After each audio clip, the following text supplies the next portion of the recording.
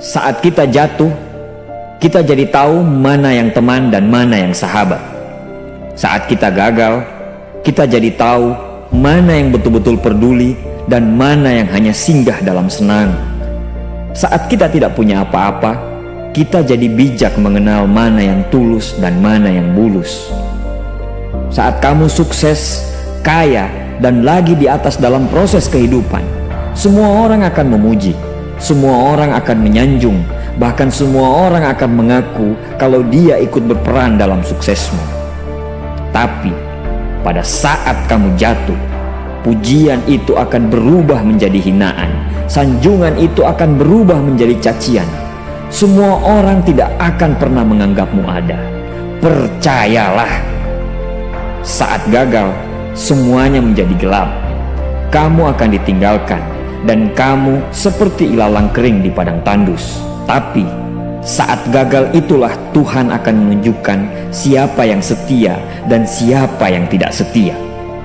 Kawan, saat-saat gagal itulah pilihan kita cuma ada dua: meratapi kegagalan dan membiarkan semuanya menjadi kalah, atau kamu bangkit dan menjadikan kegagalan itu sebagai acuan untuk bangkit dan terus bangkit.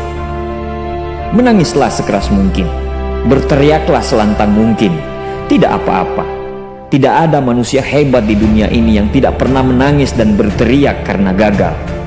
Menangis dan berteriak saat gagal bukan karena kita lemah. Kita hanya manusia biasa. Kita bukan malaikat. Tumpahkan semua kesedihanmu dalam setiap doa-doamu.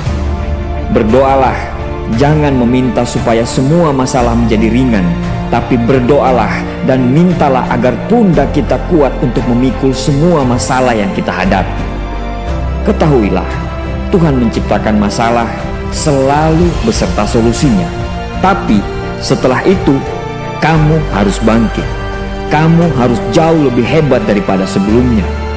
Kegagalan adalah guru terbaik yang akan mengajarkan kita untuk bangkit kembali dan mengetahui hal mana yang perlu kita hindari di kemudian hari. Ketahuilah, anak panah akan melesat jauh ke depan jika sebelumnya ditarik jauh ke belakang. Sama, kesuksesan yang luar biasa pasti diraih setelah mengalami kegagalan yang teramat dalam. Kegagalan hanya akan dirasakan oleh orang-orang yang mau berjuang. Kegagalan tidak akan terjadi kepada orang-orang pemalas yang mengabdikan hidupnya hanya untuk menjadi benalu kehidupan.